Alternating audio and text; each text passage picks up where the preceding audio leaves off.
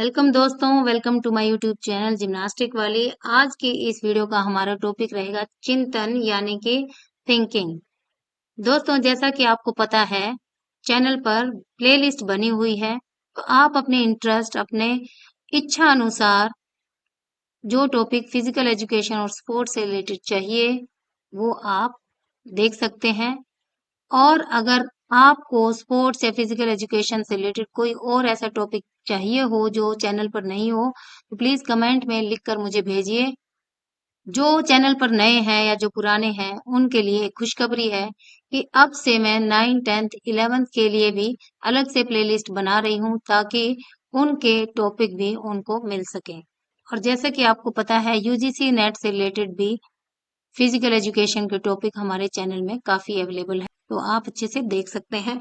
उसी में आज का हमारा टॉपिक है थिंकिंग यानी कि चिंतन, सोच। Thinking is a complex cognitive process that involves the mental manipulation of information to form concepts, solve problems, make decisions, and reflect on ideas and unique to human being. चिंतन एक जटिल संज्ञानात्मक प्रक्रिया है जिसमें अवधारणाओं को बनाने, समस्याओं को हल करने, निर्णय लेने और विचारों पर प्रतिबंधित करने के लिए जानकारी का मानसिक हेरफेर शामिल है। यानी कि इसमें संज्ञानात्मक कॉग्निटिव ब्रेन से संबंधित सारी गतिविधियां, सारी एक्टिविटीज होती हैं, जैसे जैसे समस्या को सॉल्व करना, प्रॉब्लम सॉल्विंग, डिसीजन लेना और यूनिक आइडियाज। तो सबसे पहले according to various psychological and educational theories, thinking can be categorized into different types. इसके अलग-अलग प्रकार हैं जिनके बारे में आगे हम डिस्कस करने जा रहे हैं। सबसे पहले है convergent thinking, अभिसारी चिंतन, अभिसारी सोच। It involves bringing together various pieces of information to find a single correct solution to a problem. It focuses on logical reasoning and analysis. Example, solving a multiple choice question where only one answer is correct. देखिए, बहुत ही अच्छा example ये दिया गया है।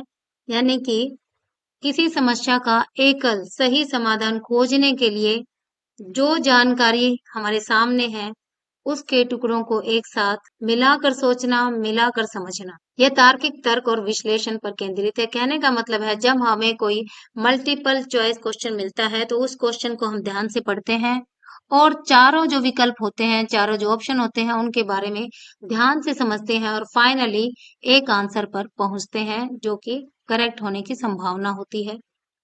Number 2, divergent thinking, यानी कि भिन्न सोच और भिन्न चिंतन। डी से डाइवर्जेंट, डी से डायरेक्शन, डी से डिफरेंट, यानी कि डिफरेंट डायरेक्शंस में सोचना, नए आइडियाज, हटकर आइडियाज, यानी कि एक जगह ना रुकना, अलग अलग दिशाओं में सोचना, अलग अलग डायरेक्शंस, अलग अलग आइडियाज सोचना। It is the ability to generate many different ideas or solutions from a single starting point. It emphasizes creativity and innovation. Example, brainstorming ideas for a new project or writing a story. कहने का मतलब है अलग अलग विचार या समाधान उत्पन्न करने की क्षमता। यह रचनात्मकता और नवीनता पर जोर देता है, यानी रचनात्मक, सृजनात्मक हो, खुद से बनाए गए हों और नए हों। जैसे किसी नए प्रोजेक्ट के लिए विचारों पर विचार मंथन करना या कहानी लिखना। जब हम कोई नई स्टोरी लिखते हैं, नया प्रोजेक्ट करते हैं, तो हम ये सोचते हैं कि ऐसा भी हो सकता है, इस दिशा में भी हो सकता है, ये आइडिया भी शामिल किया जा सकता है। नेक्स्ट इज क्रिटिकल थिंकिंग, यानी कि आलोचनात्मक विचार, आलोचनात्मक चिंतन, आलोचनात्मक। It involves evaluating information and arguments in a disciplined and systematic way to make reasoned judgments. It includes skills such as analysis, evaluation, and synthesis. Example, analyzing the credibility of sources in a research paper. इसमें तर्क संगत निर्णय लेने के लिए अनुशासित और व्यवस्थित तरीके से जानकारी और तर्कों का मूल्यांकन करना शामिल है, यानी कि ढंग से, इन अ डिसिप्लिन मैनर। इसमें विश्लेषण, मूल्यांकन और संश्लेषण जैसे कौशल शामिल है। एक शोध पत्र में स्रोतों की विश्वसनीयता का विश्लेषण करना। बहुत ही अच्छा एग्जाम्पल यहाँ पर दिया है रिसर्च पेपर का। वहाँ हर तरीके से, हर नए ढंग से सोचना पड़ता है, तभी हम एक बहुत अच्छा रिसर्च पेपर लिख सकते हैं। नेक्स्ट इज क्रिएटिव थिंकिंग, रचनात्मक सोच, रचनात्मक विचार। It is the ability to think in new and original ways to create something unique. कुछ नया बनाना, कुछ यूनिक करना. It involves imagination, innovation and originality. Example, developing a new market strategy for a product. यह कुछ अनोखा बनाने के लिए नई और मौलिक तरीकों से सोचने की क्षमता है. इसमें कल्पना, नवीनता और मौलिकता शामिल है. जब हम मार्केट में कोई नया प्रोडक्ट लाते हैं तो उसके लिए अलग अलग रणनीति बनानी पड़ती है, अलग अलग स्ट्रेटेजीज बनानी पड़ती है ताकि मार्केट में वो प्रोडक्ट बिक सके, उसकी अच्छी वैल्यू हमें मिल सके, उसका नाम हम कर सके. नेक्स्ट इज एनालिटिकल थिंकिंग यानी कि विश्लेषणात्मक चिंतन. It involves breaking down complex information into smaller parts to understand it better. It focuses on detail and logic. Example, conducting a detailed analysis of data to identify trends. इसमें जटिल जानकारी को बेहतर ढंग से समझने के लिए उसको छोटे छोटे टुकड़ों में डिवाइड करके बांट कर समझते हैं.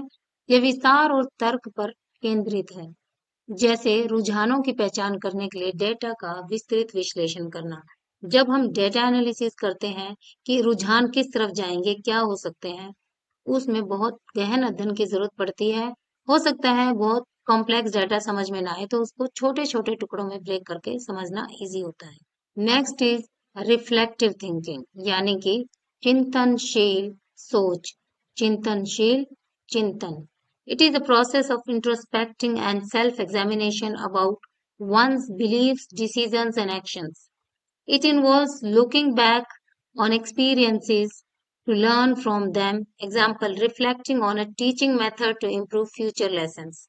यह किसी के विश्वासों, निर्णयों और कार्यों के बारे में आत्मनिरीक्षण और आत्मनिरीक्षण की प्रक्रिया है. यानी कि आत्म मतलब स्वयं के अंदर झांकना, निरीक्षण मतलब झांकना, स्वयं के अंदर झांक कर देखना, स्वयं के बारे में जानना, स्वयं के बारे में निरीक्षण करना, इवैल्यूएशन करना. इसमें अनुभवों से सीखने के लिए उन्हें पीछे मुड़कर देखना शामिल है. जैसे भविष्य के पाठों को बेहतर बनाने के लिए एक शिक्षण पद्धति पर विचार करना. कहने का मतलब है जब हम कोई समस्या का समाधान करते हैं, उसको सुलझाने की कोशिश करते हैं, हल ढूंढते हैं, तो कई बार हम अपने अनुभवों से भी उसमें काफी कुछ शामिल कर लेते हैं. Next is lateral thinking. It involves looking at a problem from different perspectives of to find unconventional. It contrasts with traditional step-by-step logic. Example, using an analogy to solve a problem in a novel way. पार्श्विक सोच, पार्श्विक चिंतन. इसमें अपरंपरागत समाधान खोजने के लिए किसी समस्या को विभिन्न दृष्टिकोणों से देखना शामिल है. यानी अलग अलग तरीके से, अलग अलग ढंग से सोचना. यह पारंपरिक चरण दर चरण तर्क के विपरीत है. कहने का मतलब है कि जो ट्रेडिशनल सोच चली आ रही है, जो परंपरागत तरीका आ रहा है, उससे कुछ हट कर करना. जैसे किसी समस्या को नए तरीके से हल करने के लिए सादृश्य का उपयोग करना. नेक्स्ट इज एब्स्ट्रैक्ट थिंकिंग यानी कि अमूर्त सोच, अमूर्त चिंतन. It involves understanding concepts that are not tied to concrete physical realities. It is often related to higher order reasoning. कुछ जो चीजें होती हैं लोअर ऑर्डर रीजनिंग में आती हैं, कुछ हायर ऑर्डर रीजनिंग में आती हैं, तो ये उसी का पार्ट है. Understanding and applying theoretical concepts in physics. इसमें उन अवधारणाओं को समझना शामिल करना है जो ठोस भौतिक वास्तविकताओं से जुड़ी हुई नहीं है. यह अक्सर उच्च क्रम के तर्क से संबंधित होता है. एग्जाम्पल, भौतिकी में सैद्धांतिक अवधारणाओं को समझना और लागू करना. सिंपल कहने का मतलब है जो चीज हमें दिखाई देती है, जिसको हम टच कर सकते हैं, फील कर सकते हैं, उससे अलग हटकर सोचना. जो चीज ना दिखाई देती हो, अमूर्त हो, जिसको फील ना किया जा सके, एब्स्ट्रैक्ट हो, उसके बारे में आइडियाज देना, उसके बारे में सोचना. नेक्स्ट है कंक्रीट थिंकिंग यानी कि ठोस सोच, ठोस चिंतन. It is focused on the physical and tangible aspects of information. It deals with facts and straightforward problem solving. Example, following a recipe to cook a meal. यह सूचना के भौतिक और मूर्त पहलू पर केंद्रित है, जिसको हम फील कर सकते हैं, जो ठोस है, जिसको टच कर सकते हैं, यह तथ्यों और सीधी समस्या समाधान से संबंधित है, जैसे हम भोजन पकाने की विधि का अनुसरण करते हैं कि भाई ऐसे-ऐसे हमें खाना बनाना है। नेक्स्ट इज सिक्वेंशियल थिंकिंग यानी कि अनुक्रमिक सोच, अनुक्रमिक चिंतन। It involves processing information in a linear step by step manner. It is often used in tasks that require organization and planning. Example, developing a project timeline with specific milestones. कहने का मतलब है अनुक्रम, जैसा कि नाम से ही पता चल रहा है, एक क्रम में चलना, एक रेखा में चलना, चरण दर चरण तरीके को फॉलो करना। इसका उपयोग अक्सर उन कार्यों में किया जाता है जिसमें संगठन और योजना की आवश्यकता होती है। इसका बेस्ट एग्जाम्पल हो सकता है स्पोर्ट्स टूर्नामेंट, स्पोर्ट्स कंपटीशन को अरेंज करना, ऑर्गेनाइज करना, कंडक्ट करना, क्योंकि वहां पर हम योजना भी बनाते हैं, संगठन भी बनाते हैं, बिना उसके सफलता नहीं मिलती है। नेक्स्ट इज होलिस्टिक थिंकिंग यानी कि समग्र सोच, समग्र विचार, समग्र चिंतन, सबका साथ सबका विकास वाली सोच। It considers the big picture and the relationships between parts within a whole. It is useful for understanding complex systems. Example, analyzing how different departments within an organization interact to achieve overall goals. यह बड़ी तस्वीर और समग्र के हिस्सों के बीच संबंधों पर विचार करता है।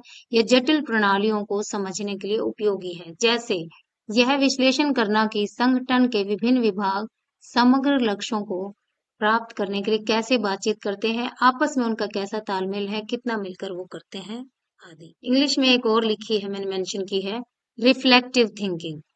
It includes solving complex problems, relevant facts arranged in a logical order into an account to solve problems, to reorganize all the relevant experience to a situation. कहने का मतलब है वो चिंतन, वो सोच, वो विचार जिसमें कि जटिल समस्याओं को एक तर्क संगत ढंग से अरेंज कर सॉल्व करना, और अगर कोई कमी रह जाती है तो उसको दोबारा ऑर्गेनाइज करना, उसकी कमियों को उसमें पूरा करना ताकि आगे वो गलती ना हो, ऐसा इस चिंतन में आता है। तो दोस्तों आज इतना ही। नेक्स्ट वीडियो में फिर हाजिर होंगे नए टॉपिक के साथ। तब तक के लिए आप यूं ही सुनते समझते रहिए और अपनी हेल्थ का ध्यान रखिए। Bye bye.